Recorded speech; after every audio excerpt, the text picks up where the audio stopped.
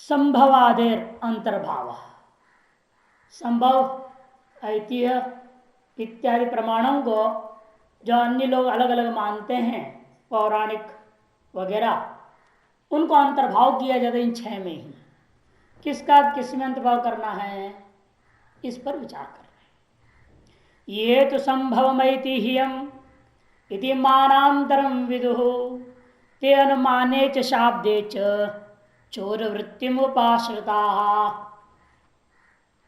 ये तो जो लोग संभव और ऐतिह्य नामक दो अलग प्रमाणों को भी मानते हैं, मानांतरम विदुः ते अनुमाने च शाब्दे च, वे जो है यह जान ले वे कि उनके द्वारा स्वीकृत संभव और ऐतिह्य, संभव किसमें, अनुमान में, और ऐतिह्य को शब्द में अंतर्भाव होता है, ऐसे समझना चाहिए। चोर वृत्ति में अंतर्भाव, छिप जाएगा, उसी में छिप गया। चोर क्या करता है, छिप छिप के काम करता है ना, इसलिए ये भी संभावना का अलग कोई प्रमाण नहीं है, यह अनुमान में छिप छिप के काम करेगा, अर्थात अनुमान में अंतर्भाव हो गया, और इतिहास नाम का किस शब्द में अंतर्भाव हो गया, ये इसका अर्थ है। कैसे हो गया, तथा ही समझा रहे। यत् सहस्राज संख्यासु शतादे सप्तवेदनम कार्यादि परिमाणेशु प्रस्थादि ग्रहणं चेत। यत् सहस्रादि संख्यासु, हजार आदि संख्याओं में सौवादि संख्या विद्यमान है, यह ज्ञान सहसा ही सबको हो जाता है, अनायास। अनपढ़ से पूछ लो 1000 रुपये तुम्हारे पास है तो 100 रुपये नहीं है, वो ये नहीं कहेगा नहीं है। ये कह सकते 100 रुपये का नोट नहीं है, 1000 रुपये का नोट है, नोट के हिसाब से बना भले कर लेगा। 100 रुपये का कागज नहीं है जो बताने वाला 100 रुपये का नोट, लेकिन 1000 रुपये का नोट है। ये नहीं कह सकता 1000 रुपये तो मेरे पास 100 रुपया नहीं है। 100 रुपया है लेकिन 100 रुपये का नोट नहीं है, दोनों अलग बातें हैं।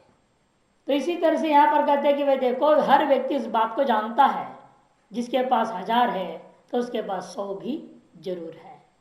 इसी प्रकार कार्यादि परिमाणेषु, कार्य आदि परिमाण वाला किसी के पास मान लो विद्यमान हो धान्य, वो ये नहीं कहेगा मेरे पास एक प्रस्थ धान्य नहीं है। एक खारी में 80 प्रस्थ होता है, नीचे देंगे प्रस्थादि ग्रहणं चेत, ये जो होता है उसका नाम उन लोगों के मत में संभव प्रमाण में है। तत्संभव यदि प्राहुर अंतर्भावो ही संभव तच्चानुमानिकम ज्ञानम इच्छन्ति स्वच्छ चेतसः। उसी को संभव प्रमाण नाम से आहु प्राहु, लेकिन तच्च आनुमानिकम अंतर्भाव ही संभव, क्योंकि उसका अंतर्भाव करना संभव है किसमें, अनुमान में। ऐसे कौन चाहता है, स्वच्छ हृदय वाले इस बात को समझते हैं। स्वच्छ अंतःकरण शुद्ध अंतःकरण वाले कोई विवेक होता है, नहीं तो सैकड़ों प्रमाण बढ़ाते रह जाओगे, हर चीज के अलग प्रमाण बढ़ाओगे, है ना। और आज के जो होते हैं उसमें आता है व्याकरण में स्त्री प्रमाणम असीति, स्त्री भी एक प्रमाण है, अब स्त्री प्रमाण हो मैंने हर बात के लिए स्त्री प्रमाण मानी जाएगी, मैंने वो हर बात के लिए पति से जरूर पूछेगा, क्यों बोलो ठीक है ना, आप कहेंगे तो हम करेंगे, स्त्री प्रामाणिक हो गई। इस तरह से प्रमाणों की तो ऐसी गलती है नहीं, इस तरह से विचार करते जाएं तो। इसलिए शुद्ध अंतःकरण वाले लोग क्या मानते हैं, शास्त्र में स्वीकृत 6 से अधिक 7वां प्रमाण नहीं मानते हैं। तच्चानुमानिकम ज्ञानम इच्छन्ति स्वच्छ चेतसः।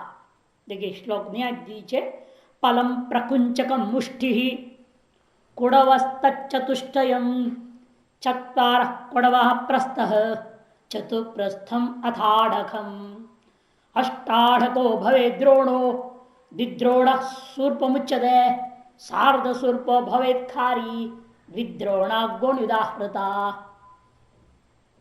कहते कि देखिए पलम प्रकुंचकम मुष्टि, प्रकृष्ट कुंचक युक्त मुष्टि का नाम एक पल है, 125 ग्राम। हाथ में यूं पकड़ा, खुला रहेगा वो, ऐसी चीज पकड़ा है कि भरा हुआ है, वो 125 ग्राम वजन लगभग माना जाता है। एक पल मने 125 ग्राम। उसकी 4 गुणा, तत्चतुष्टय कुड़व, माने 500 ग्राम, आधा किलो एक कुड़व हो गया, आज की भाषा में आधा किलो। फिर उसका 4 गुना कर दो, चत्वार कुड़वा प्रस्थ, चत्वार कुड़वा प्रस्थ, 4 कुड़व जो है एक प्रस्थ होता है, 4 कुड़व मैंने 2 किलो, एक प्रस्थ हो गया। और चतुप्रस्थम अथाड़कम, और उसके भी 4 गुना कर दीजिए, कितना हो गया 8 किलो एक आड़क होता है। और लेते भी अंदाज अंदाज बोल देते हैं, वास्तव में एक आड़क में 8 किलो 29 ग्राम 30 मिलीग्राम होता है। 8 किलो 29 ग्राम 30 मिलीग्राम होता है। और उसी सब पे 4 गुना 4 घटाते जाएंगे हम, तो इतना सूक्ष्म हो जाता है, गणना के बराबर नहीं होता, इसलिए सीधा बोले 125, नहीं तो वास्तव होना चाहिए 125 ग्राम, 125 ग्राम और 600 मिलीग्राम, उसकी भी डेसीग्राम जो है 12 ऐसा कुछ आता है। असली गणित में जाएंगे उतनी सूक्ष्म में हम लोग नहीं जा रहे, मिलीग्राम डेसीग्राम और महंगा जाए, तो मोटा मोटी बोल दिया 125 ग्राम 500 ग्राम 2 किलो ऐसे बोल दिया। इन आड़क में सब पक्का समझ लेना, इसीलिए बड़ा कितनी होती है नुकसान, 29 ग्राम घाटा हो जाएगा। 29 ग्राम तो काफी हो जाता है ना, 29 ग्राम घी तो 2 दिन का काम चल जाता है नहीं तो इसलिए 8 किलो में 29 ग्राम घट जाएगा, इसे वहां जाके उसको सूक्ष्म गणित बता देते हैं। 8 किलो 29 ग्राम 30 मिलीग्राम एक आड़क होता है। अष्टाड़को भवे द्रोण, उसकी 8 गुना एक द्रोण, उसके 8 गुना में 8 चौके 64 किलो इत्यादि गणना कर लेना, 64 किलो तो मिनिमम है ही। फिर 29 ग्राम को भी 4 गुना करो, 30 मिलीग्राम को भी 4 गुना करो, तो अब अन्य 8 गुना, अष्टाड़क है ना, 8 गुना करनी पड़ेगी, उतनी ग्राम उतना मिलीग्राम अपने आप समझ लेना। विद्रोण सूर्प मुच्यते, 2 द्रोण एक सूप कहा जाता है, मैंने 128 किलो, 64 किलो एक द्रोण हो गया, 2 द्रोण में 128 किलो एक सूप हो गया। और कैसा सूप होता था किसी जमाने में, सूप जिसमें होते हैं जिसमें फटका जाता है, और उसमें 128 किलो थोड़े आटेगा, तो इसका नाम रख दिया सूप, सुरपहा नाम रख दिया उसका, 128 किलो।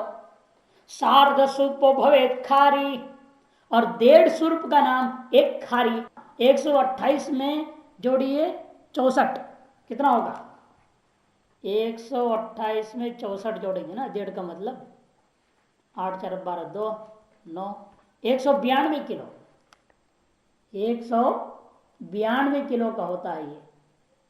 सार्ध सुर्प भवेत खारी, मैंने 1.5 सुप का नाम एक खारी, अर्थात 192 किलो एक खारी हो गया। दिद्रोणा गोणी उदारता, और दिद्रोणा के दूसरा नाम भी है गोणी, गोणी मने बड़ा बोरा, नाम रख दिया बोरा, गोणी कहते बोरे, बहुत बड़े बड़े बोरे होते थे, 128 किलो तो एक बोरी में तो आ जाता है, इसलिए वो तो ठीक पंथ है। दिद्रोण का नाम एक सुर्प जगह पर गोणी कहना ज्यादा ठीक है। ऐसे में लोग कहते हैं उदारता, मैंने सुर्प को लोग गोणी नाम से भी कह देते हैं। इस तरह से एक नाम बताया सामान्य कोश के आधार पर है ये, मेदिनी कोश के अनुसार भार या वजन के विशेष परिमाण, लेकिन ये केवल अनाज के वजन की बात कर रहे हैं, सोने का वजन ऐसे नहीं नापा जाएगा। सोने का जो गुंजा से चलता है, गुंजा पंच गुंजा, एक पल सोना, एक पल बिल्कुल 5 ग्राम भी नहीं होगा उसमें, 5 ग्राम बोल रहा हूँ मैं, 500 मिलीग्राम भी नहीं होगा वो एक पल में। इस तरह से वो सोने की नाप अलग होता है।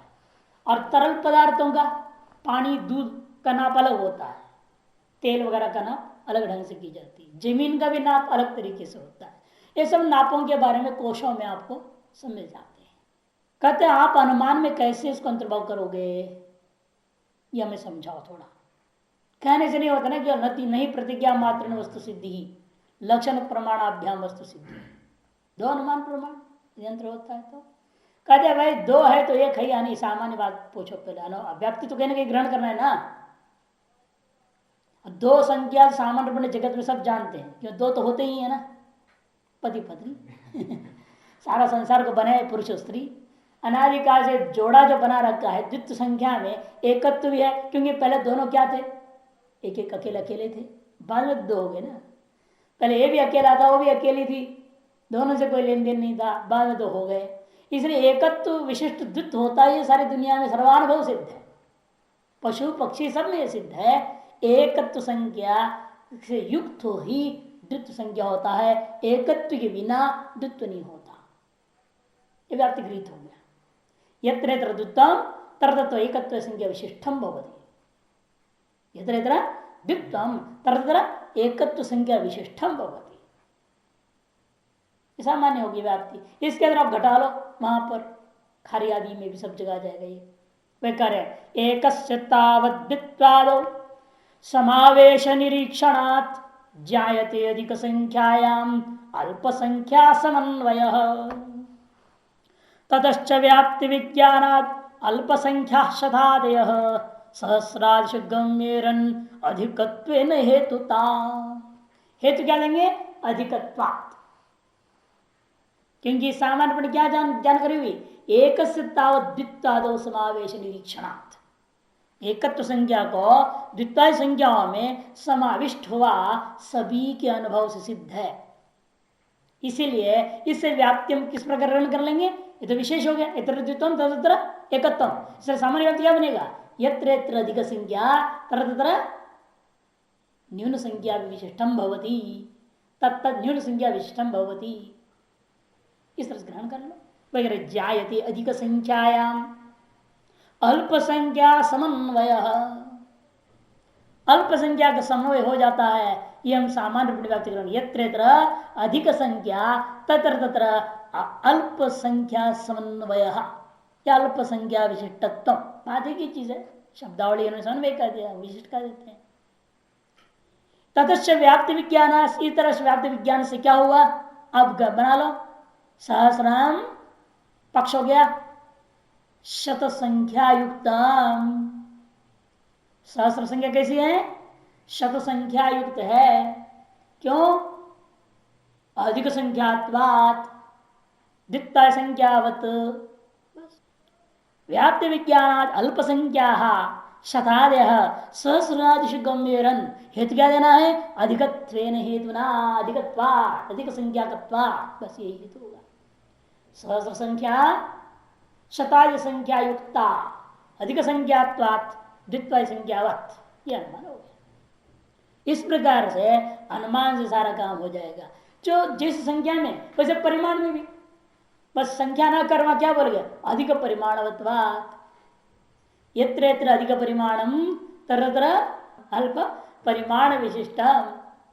यत्र यत्र अधिक परिमाणम तत्र अल्प परिमाण विशिष्टम। ये व्याप्ति हो जाएगी। और देखिए खारी, खारी कैसी है? प्रस्थ आड़कादि संयुक्तम परिमाण युक्तम।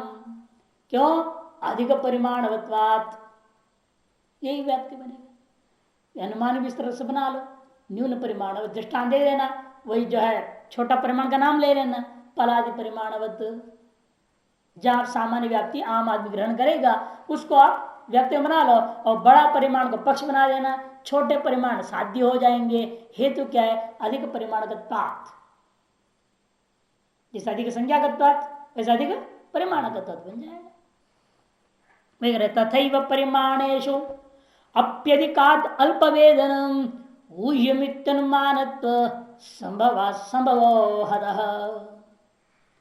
इसी प्रकार से परिमाणों में भी अधिक से अल्प वेदनम, अधिक संख्याओं में अल्प संख्याओं का ज्ञान कर लिया जाए, ऊह कर लेना चाहिए। यदि अनुमानत्व संभवात, अनुमान के द्वारा सारा ज्ञान हो सकता है। अतः संभवो मैंने संभव नामक जो आपका प्रमाण है वो हतः मैंने परास्त, परास्त हो गया। उस प्रमाण को मानने की जरूरत नहीं है। ठीक है, चलो संभव प्रमाण को आप नहीं मानते हो तो ऐतिह्य प्रमाण तो मानो। इतिहास महाभारत है, रामायण है, बड़े बड़े इतिहास हमारे पास, और जिससे दिव्य ज्ञान प्राप्त हो जाता है। कथाओं के बहाने सब ज्ञान दे दे, कर्म ज्ञान, उपासना ज्ञान है, वेदांत ज्ञान, सकल ज्ञान है उसके अंदर। योग भी है, सांख्य भी है, भक्ति भी है, क्या नहीं है। महाभारत में नहीं है ऐसा कोई ज्ञान ही नहीं है, सब ज्ञान उसमें ठोस दिया है। वेद व्यासी का कमाल है, सारा विज्ञान को कथाओं के रूप में छपा दिया। पुराणों में भी ऐसे ही कर दिया उन्होंने। और ऐसे भी कर छोटी सी चीज में सब भर दिया, बड़े से बड़े में भी डाला अलग तरीके से, और उसको छोटे में भी डाल दिया। जैसे गीता में तो सारी बात आ गई, सारा वेद सारा उपनिषद सब उसमें डाल दिया। कला है, विस्तार करने की भी कला उनके पास थी और संक्षेप में कथन करने में कला थी, और लेकिन कहीं भी कोई चीज की अधूरापन नहीं, ये विलक्षणता है। हम लोग संक्षेप कर देंगे तो कुछ लोग छूट जाएगा, वहां कोई बात छूटी नहीं है। ये विशेषता शब्दों को प्रयोग करने की विलक्षण कला है। तो वेद व्यास जी के पास थी, उन्होंने किया, साक्षात नारायण के अवतार होने से संभव था। तो वो इतिहास को भी आप प्रमाण नहीं मानोगे, कहते नहीं हम प्रमाण तो मानेंगे लेकिन अतिरिक्त प्रमाण नहीं मानेंगे भाई उसको। फिर क्या करोगे, वो शब्द प्रमाण के अंदर आप पुरुषोक्त होने से शब्द प्रमाण कुटी में आ जाएगा, पौरुषेय प्रमाण में आ जाएगा। अपौरुषेय प्रमाण वेद है हमारा, और पौरुषेय प्रमाण हमारे लिए ये सारा इतिहास पुराण स्मृति सब ले लो, हमें कोई आपत्ति नहीं है। लेकिन उनको मानने के लिए अलग सातवा प्रमाण मानना ये हमें इष्ट नहीं। प्रवाद मात्र शरणम वाक्यमैति मुच्यते वटे वटे वैश्रवणस तिष्ठत्यादिकम यथा। प्रवाद मात्र शरण, प्रवाद परंपरा, सुनी सुनी परंपरा से कथा, वो ऐसा बोलते थे वैसे बोलते, अनादिकालीन कहानियां चल रही हैं, यही तो इतिहास है। वो ऐसा हुआ तो वैसा हुआ, तो ये राजा था, वो मंत्री था, ये मर गया, वो हुआ। मरना जीना यही है और है ही नहीं उसमें कुछ कहानी। सारे पुराण सारे जो इतिहास उठा के देखोगे है क्या, सूर्यवंश की कहानी, चंद्रवंश की कहानी, उनके राजाओं की कहानी है, और उसी में ज्ञान विशेष गुण दिया, भक्ति को गुण दिया है, और ऐसा वैराग्य के लिए जो जोड़ दिए, जो बड़े से बड़े हुए वो भी गए। तो तुम भी जाओगे, इसलिए गारंटी है तुम्हारी। ये दिखाना चाहते हैं इतने बड़े बड़े महारथी अथिरथी नहीं सब थे, स्वर्ग को भी कंपा दिया अर्जुन ने, एक बाण छोड़ा इंद्र लोग कंप गया। क्या हो गया, और उसमें एक जो चिट्ठी डाला था, साथ में जोड़ा था बाण में कि तत्काल हमको कल्प वृक्ष चाहिए। तो क्या करे, इंद्र ने देगा, दूसरा बाण छोड़ देगा, पूरा इंद्र लोग के नीचे चला जाएगा, इसलिए अच्छा पहले पहुंचा दो उधर, ये कुंती को पूजा करने के लिए चाहिए। ऐसे थे जो स्वर्ग को कंपाने वाले, और यहाँ तो अपने बाल में कंपते नहीं है, अपने हाथों से ढंग से हाथ ही कंप जाते हैं, बुढ़ापा में क्या करेगा, स्वर्ग को क्या कंपाएंगे आप। तो बस सोच लेना है, इसलिए सब इतिहास पुराण दिया हम लोगों को, एक विवेक जगह। तुम अपने घमंड छोड़ो, मैं भी कुछ हूं, अरे क्या कुछ हो, तुम कुछ नहीं हो। जो अपने आप को कुछ माना, तीनों लोगों पर राज किया, रावण आदि, वो भी मिट्टी में मिल गए, तुम कहां थे। विवेक करने के लिए सब कहा था कहानियां, वो विवेक हम लोग करते नहीं, पढ़ कर बहुत अच्छा, राम ने ऐसे मार दिया, ये कर दिया, वो कर दिया, खुद राम बनेंगे, किंग भी करेंगे लोग, कई लोग ऐसे भी हैं, रामलीला कृष्ण लीला। तो कहते वो जो है प्रवाद मात्र शरण, परंपरा को ऐतिह्य प्रमाण कहा जाता है। परंपरा मात्र है एक आश्रय जिसका, ऐसे वाक्यों को ही आप ऐतिह्य प्रमाण में लेते हो ना। प्रवाद मात्र शरणम, प्रवाद माने परंपरा, प्रकृष्टवाद, उन्होंने बोला उन्होंने बोला उन्होंने बोला, बोलते बोलते बोलते आ रहा है। प्रकृष्टवाद रूपी परंपरा ही एकमात्र आश्रय है जिसका, ऐसे वाक्यों को आप ऐतिह्य प्रमाण में लेते हो। जैसे वटे वटे वैश्रवण तिष्ठति, वटे वटे वैश्रवण तिष्ठति, ऐसे कह दिया। वैश्रवण किसको कहते हैं, कुबेर को, कुबेर का नाम वैश्रवण, वैश्रवण आया आता है ना यज्ञ ने मंत्र, जो मंत्र पुष्पांजलि में पुष्पांजलि करते हैं उसमें आता है।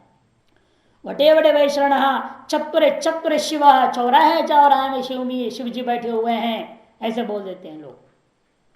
वट वट वट वृक्ष में कुबेर बैठा हुआ है और चौराहे में शिवजी बैठे हुए हैं, बोल दिया। चत्वरे चत्वरे शिव, वटे वटे वैश्रवण चत्वरे चत्वरे शिव, इत्य स्मृति है। ऐति शब्द बना कैसे, इति ह, इति ह जो अव्यय, द्रव्यों को मिलाकर इति एक अव्यय बना लिया, और उससे आपने प्रत्यय पाणी का सूत्र दिया। देखो अनंतावसतेत्य भेजदान्य, पाणिनि सूत्र 5-4-23, इस सूत्र के द्वारा यह प्रत्यय हुआ, आदि प्रत्यय होकर के यकार बचा तो मिल गया, ऐतिह्य आकार लोप हुआ रूप बनता है। इतिह्य एव इति ऐतिह्यम, स्वार्थ कही है यहाँ, इतिह्य एव ऐसा ही है, इस तरह से लोगों ने कहा था। इसका नाम ऐतिह्य, इतिह्य इतिह्य ऐसा ही है, उस पर और कुछ नहीं बोल सकते आप। निपात समुदाय से स्वार्थ में यह प्रत्यय रूप बना ऐतिह्यम। वटे वटे वै श्रवण चत्वरे चत्वरे शिव इत्यादि कर्म के आरंभ में मांगलिक श्लोक पद्यों को पाठ किया जाता है, वो परंपरा से है। और वो जो वर्णित है उसमें, वो जो वर्णित है वो निर्मूल निराधार वाक्य है, ऐसा भी नहीं बोल सकते आप। निर्मूल है और निराधार है क्या? परंपरा से लोग बोलते आ रहे उस श्लोकों को मंगलाचरण के रूप में हर कर्म कांड के शुरू में पाठ करते हैं, जो ऐसे को कैसे हम कह दें कि गलत है? वह निर्मूल निराधार निष्प्रामाणिक ऐसा नहीं कहा जा सकता। प्रवास से आया हुआ है, परंपरा से आई हुई बात है वो, लेकिन अब व्यवस्था में देना पड़ेगा। लेकिन जो निर्मूल निराधार वाक्य भी आ रहे हों उनको अप्रामाणिक मानना, जिसका मूल और आधार मिल जाए, वे श्रुति कहीं ना कहीं संकेत भी मिल जाता हो, ऐसे उनको प्रामाणिक मानना। वही कहते तत्प्रायो मूल राहित्यात् अप्रमाणतया इष्यते नन्वेवं कृष्ण रामादि कथापि कथम ही वह। लेकिन प्रायः ये जो परंपरा से कई बातें आ रही हैं वो गपशप है नहीं, ऐसे कुछ झूठा बातें हैं। लोगों ने श्लोक बना लिया, किसी ने किसी को मजाक में ही बना दिया होगा, विनोदाय बनाते थे पर लोग संस्कृत विद्वान थे। ऐसा कोई प्रजा नहीं थी जो संस्कृत नहीं जानते थे। जंगली गंवार जो गुरुकुल नहीं गया वो भी संस्कृत बोलता था। राजा भोज के जमाने में, आज से लगभग 1000 साल पहले, ज्यादा समय भी नहीं हुआ, उस समय का वर्णन आया ना। राजा भोज जा रहे थे पालकी में, तब वो पालकी का ढोने वाले 4 में से एक आदमी बीमार हो गया। तो बीमार हुआ तो रुकेगा थोड़ी। राजा ने कहा ऐसे, ठीक है भाई तुम रुक जाओ इसी गांव में, गांव के किसी लड़के को लाओ, वो ढोएगा यहाँ से डाल। और वही आदमी घूमता रहा ऐसे अनपढ़ जैसा, मूर्ख एक, उसको बोला इधर ढो पालकी को। लेकिन महान ज्ञानी तेने मालूम नहीं था। अब वो चल रहा था तो चींटी पर भी पैर न पड़े, इसे देख देख के चलता था पालकी की, इधर उधर देख देख। और देखने इधर उधर होएगा ना, पालकी तो हिल रहा था, कभी कभी कूद जाता था, ही छुट्टी आ गया चिंटे तो कूद जाता था। कूद गया तो पूरा ही डमाडोल होता था पालकी। तो 3 आदमी ठीक खड़े हैं, एक आदमी कूद जाए तो क्या होएगा पालकी। राजा परेशान है, क्या हो रहा है ड्रामा भाई, क्या आदमी कौन आ गया इधर, नया आदमी, इसने तो बड़ा गड़बड़ कर रहा है। ध्यान था उसको, किम पालकी बाधती, परसे पद प्रयोग कर दिया था उसने। तब उसने कहा यथा बाधती बाधते तथा यम पालकी न बाधते। जैसे तुम्हारा बाधती शब्द जो परसे पद प्रयोग कर दिया ना, वो मेरे दिल में इतना दर्द दे रहा है, हृदय को कष्ट दे रहा है, उतना ये पालकी मुझे कष्ट नहीं दे रहा है। तुरंत राजा नीचे कूद के पैर पकड़ लिया उसका। जिसको इतना बड़ा व्याकरण का ज्ञान हो, परसे पद मैंने बोल दिया गलती से, पकड़ लिया इसने खट। ये कोई साधारण आदमी नहीं है, बड़ा सिद्ध ज्ञानी पुरुष था। राजा शिष्य हुआ और उसे ज्ञान प्राप्त किया। उन्हें संस्कृत इतने ज्ञान, लोग ऐसी कविताएं बना देते थे, झूठी कहानी बना दी, कुछ भी विनोद आया। जब 4 बैठते आप लोग गपशप मारते हो ना, कहानियां बना देते हो, कहाँ कहाँ की सुना देते हो, इधर उधर की बने बना करके भी सुना देते हो, सच्चाई में नहीं रहता उसे कुछ भी, वैसे वो लोग बनाते थे। वो भी परंपरा से आ गया, लेकिन उसका मूल ढूंढो तो इसलिए कहीं भी मिलता नहीं उसका मूल। तब ऐसे को, और प्राय ऐसा ही है, इसे कहते तत् प्रायो मूल राहित्य अप्रमाणतया इष्यते। उसको अप्रमाण रूप में समझना, और प्रामाणिक नहीं कर त्याग देना उनको। तो पूर्व पक्ष फिर राम की कथा, कृष्ण की कथा, ये भी सब झूठा है क्या? नन्वेवं कृष्ण रामादि कथापि कथम निवह। तो सिद्धांत कहते हैं नहीं नहीं नहीं, उसके तो मूल प्रमाण है ना, उपनिषदों में है ना। कृष्ण नाम भी आ जाता है, देवकी पुत्र का नाम, राम का नाम आया है। तो इसीलिए जो है वो सब जो है उपनिषद प्रमाणों से युक्त हैं, ऐसी बात नहीं है। मैवं स्मृतिवदाप्तोक्ति प्रसिद्ध्या मूल संभवात मानांतरा विरोधाच शाब्दम में वही तादृशम मैवम। अरे उनको भी आप अप्रमाणिक मत को। राम कथा, कृष्ण कथा, भागवत वगैरह, रामायण है, महाभारत है, इनको आप झूठा मत समझिए। स्मृतिबद्ध वे भी, जैसे मनुस्मृति, याज्ञ स्मृति स्मृतियां हैं, गीता स्मृति है, वो भी महाभारत की तो हिस्सा है। इन स्मृतियों के समान वह भी प्रामाणिक ही है। क्यों? आप तो उक्ति प्रसिद्धिया, क्योंकि प्रसिद्ध क्या है? आप पुरुष के द्वारा उक्त है, वेद व्यास के द्वारा कथित है, उन्होंने लिख दिया है, ये सिर्फ प्रामाणिक है। मूल संभवात, इसे उनका मूल जरूर संभव है। मानांत विरोधाचा, और सबसे बड़ा है तो उन कथा कहानियों में कहीं प्रमाणांतर के साथ कोई विरोध भी नहीं है। शाब्दम एव ही तादृशम, तादृश ऐतिह्यों को शाब्द प्रमाण कोटि में लेना चाहिए। शाब्दम एव ही तादृशम। किंच, इतना ही नहीं, कृष्णादि वृत्तांत साधुता साधु साधिता न्याय निर्णय कारेण पुरुषोत्कर्ष साधने। न्याय निर्णय नामक ग्रंथ है, उसमें आप पढ़ लीजिए विस्तार रूपेण कृष्ण और राम आदि को भी कैसे प्रमाणित कर दिया है। पुरुषोत्कर्ष साधने, पुरुषों में उत्कर्ष की सिद्धि के लिए। भगवान क्या है? पुरुषोत्तम है। मर्यादा पुरुषोत्तम, एक लीला पुरुषोत्तम, दोनों पुरुषोत्तम ही है ना। एक मर्यादा पुरुषोत्तम राम है, लीला पुरुषोत्तम कृष्ण है। तो पुरुष के उत्कर्ष की सिद्धि के लिए न्याय निर्णय कार ने कृष्णादि के कथाओं की साधुता को सम्यक साधिता, साधु साधिता मैंने सम्यक प्रकार सिद्ध किया है। विस्तार पर न्याय निर्णय ग्रंथ पढ़ेंगे तब पता चल जाएगा। तस्मात् तस्मात् कुत्रचिदइति ह्यं सत्यं चिच्छाब्दमेव तत् अतः षडेव मानानि मानयन्ति मनीषिणः। इसलिए कहीं कहीं पर ऐतिह्य वाक्य भी यदि आपको प्रामाणिक प्राप्त होते हो, उनको शाब्द प्रमाण में हम ले लेते हैं। इसलिए 6 ही प्रमाण सिद्ध होते हैं विद्वानों की दृष्टि में। मनीषिणः षडेव मानानि मानयन्ति, 6 प्रमाणों को ही प्रमाणिक रूपेण स्वीकार करते हैं। इतना ही नहीं, रामायण में साफ लिखा है। कहाँ है देखो, बता रहे, राम षड्युक्त लोके या भी सर्वनुदृश्यते इति रामायणेप्युक्तम तस्मात् सर्वं सुमंगलम। सब कुछ प्रमाण प्रकरण मंगलमय समाप्त हो रहा है, क्योंकि रामायण में राम को समझाते हुए गुरु वशिष्ठ ने कहा है, हे राम, षड्युक्त लोक है, 6 प्रमाण इस लोक में, जिसके द्वारा या भी सर्वो अनुदृश्यत है, जिसके द्वारा दृष्ट अदृष्ट सूक्ष्म अतीन्द्रिय सकल प्रकार के पदार्थों को जाना जाता है, वह 6 ही प्रमाण है। ऐसे भगवान राम को गुरु वशिष्ठ ने भी उपदेश दिया था। तस्मात् सर्वम सुमंगलम, इसलिए सब कुछ यहाँ मंगलमय है।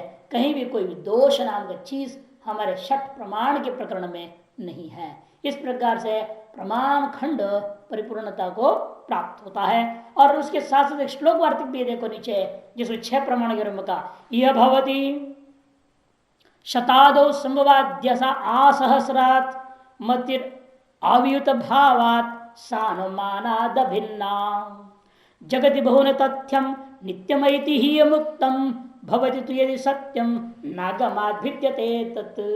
भिद्यते बना उसको बुद्धित्य हो गया है, भिद्यते वही मात्र इधर से उधर भाग गया। यह भवति शतादौ संभवादि आसहस्रात्, कहते 100 आदि से लेकर के 1000 पर्यंत कोई भी संख्या भी हो, उसमें 100 आदि संख्या होती ही है।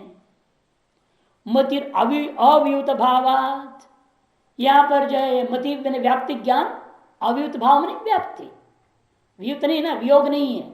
अवियुक्त भाव मैंने अविना भाव, अविना भाव मैंने व्याप्ति, व्याप्ति ज्ञान यहां पर हो सकती है कि 1000 आदि संख्याएं बिना 100 संख्या का हो नहीं सकती। जिस धुआं बिना अग्नि का हो नहीं सकता, वैसे 1000 संख्याएं 100 आदि के बिना नहीं हो सकते।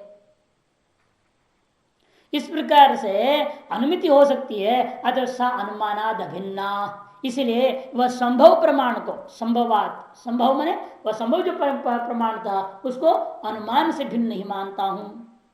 जगति बहुन तथ्यम नित्यम ऐतिह्य मुक्तम, और ऐतिह्य जो परंपरा से इस जगत में सुनाई दे रहा है वो अधिकतर जो है ना तथ्य नहीं है, मैंने प्रामाणिक है नहीं, झूठी कहानियां है, गप है।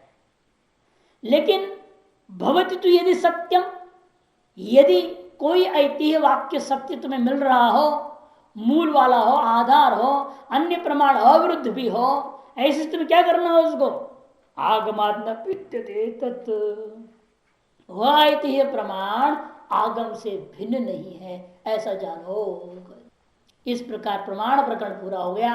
नारायण भट्ट कृत प्रमाण प्रकरण की पूर्ति के पश्चात अब नारायण पंडित कृत प्रमेय पदार्थ प्रकरण आरंभ होता है।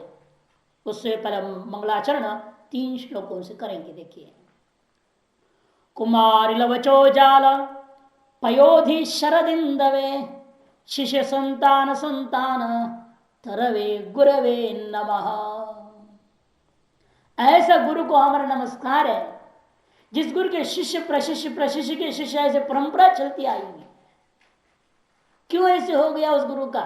क्योंकि गुरु चंद्रमा के समान थे, इतने शीतल शांत प्रेम, सब जब उनको देखेगा प्रसन्नता। जिस चंद्रमा को पूर्णिमा के चंद्र सबको प्रसन्नता ही होती है, कोई चंद्रमा की तरफ नाराज नहीं होते।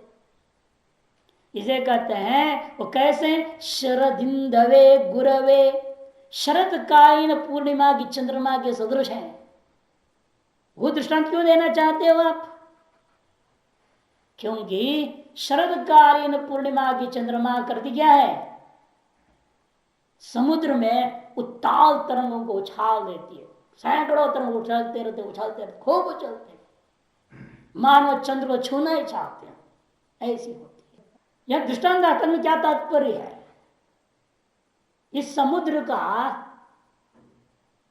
तरंग सामान्य रूप में साल भर तो होता ही है, लेकिन शरदकाल पूर्णिमा को देखते ही वह समुद्र में तरंग विशेष ऊंचाई तक उछलते हैं, ऊंची तरंग होते हैं। इसी प्रकार से कुमार भट्ट के सिद्धांत रूपी समुद्र के तरंग रूपी अध्ययन करने वाले गुरु शिष्य परंपरा सैकड़ों हैं, 50 लोग हैं इस तरह से। लेकिन हमारे गुरु रूपी चंद्रमा को देख करके कुमार भट्ट की परंपरा को अनुयायी करने वाले शिष्य महान महान हुए। ये महानता को बता रहा है, उत्ताल तरंग शिष्यों में भी महानता आ गई।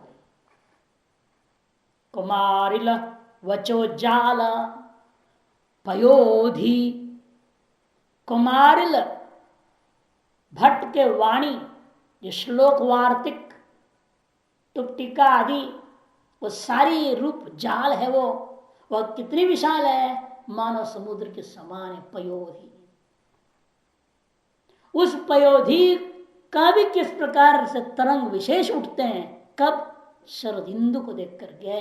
उसी प्रकार से इस कुमार भट्ट के सिद्धांत जाल भी कुछ जानने वाले महान हो जाते हैं उस गुरु के शरण में जाने से।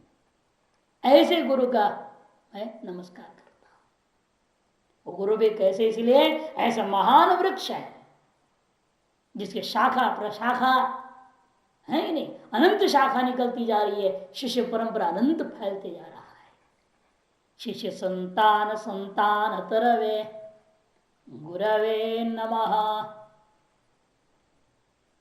नहीं कि गुरु ने पढ़ाया, 2-4 चलो, 2-4 चरण आगे, 1-2 को पढ़ाया और कहानी खत्म, ठप हो गई, उसका परंपरा ही नहीं है। ऐसे नहीं। जैसे देखो आजकल भी आद्य शंकराचार्य के हम लोग नाम लेते हैं, हाँ 1500-1200 साल से ऊपर हो गया, अभी तक उनके नाम लिया जा रहा है, उनकी परंपरा चल रही है। और वो किन के नाम ले रहे हैं? उनके भी गुरुओं का नाम ले रहे हैं। वो किन के नाम ले रहे हैं? उनके भी गुरुओं का नाम ले रहे हैं। ऐसे वेद व्यास तक का सब हम लोग जानते हैं। सारे ऋषियों की पूजा गुरु पूर्णिमा के दिन करते कि नहीं करते? व्यास पद्धति से पूजा होती है ना, व्यास पूजा, बड़ा यंत्र मंडल बनाते हैं, उसमें सब ऋषियों का आह्वान कर करके हर दिशा में पूजा होता है। ऐसे विशाल गुरु परंपरा हम लोग की बनती है। तो कुमार भट्ट की परंपरा भी उसी प्रकार की विशाल गुरु परंपरा है। इस गुरु परंपरा विद्यमान उस महान गुरु को मैं नमस्कार करता हूं और उसके बाद उस राजा को मैं धन्यवाद देता हूं जिस राजा की प्रेरणा से मैंने इस ग्रंथ को बनाया। अधूरा ग्रंथ को पूरा करने का आदेश एक राजा मानवेंद्र ने किया। मानवेंद्र नामक राजा केरल का राजा था। यत् कीर्तिर्नहि माति हंत महति ब्रह्मांड भांडोदरे यस्याज्ञां प्रणतै शिरोभिर्निशं धत्ते नृपाणांगणः सोऽयं नाटक तर्क काव्य निपुण प्रज्ञात पातंजलो भक्तश्चक्रिणी मानवेन्द्र नृपतिर जागर्ति पृथ्वी तटे। जिसकी कीर्ति यत् कीर्ति ही माति हंत महति ब्रह्मांड भांडोदरे, जिसकी जो कीर्ति जो है ब्रह्मांड के उदर में भी न माती। ब्रह्मांड भांड उदरे महति, महान ब्रह्मांड भांड रूपी के उदर में ब्रह्मांड रूपी एक भांड मान लो बर्तन, उसके पेट में जिस राजा की कीर्ति समाज नहीं जा रहा है मैंने उससे भी महान हो गया है, भाग हो रहा है। ओवरफ्लो होना, ब्रह्मांड रूपी इस बर्तन के पेट से बाहर जा रहा है। क्या कीर्ति जिसका, ऐसा राजा है ये मानवेंद्र राजा। भक्त चक नहीं यस्याज्ञां प्रणते शिरोभिरनिशम, जिसकी आज्ञा को सर झुका करके हाथ जोड़ते हुए दिन रात अनेकों छोटे मोटे राजा लोग भी खड़े रहते उसके सामने। केरल का राजा मानवेंद्र कभी ऐसे राजा पूरा देश का सम्राट था। छोटे छोटे राजा सब हाथ जोड़े खड़े रहते थे उसके सामने, महाराज जो आदेश। ऐसे राजा मानवेंद्र केवल बाहुबल से सबको जीता हुआ ही नहीं, सोयम नाटक तर्क काव्य निपुण, नाटक तर्क काव्य प्रज्ञात पातंजलो, योग में दक्ष, भक्त चक्रिणी, ये सब होता हुआ भी भगवान विष्णु का परम भक्त था। कौन? मानवेद नृप, मानवेद नामक राजा नृपतिर जागृति पृथ्वी तट है। इस पृथ्वी का तट के समान तट किनारा इस केरल प्रदेश का राजा बन के विराजमान थे।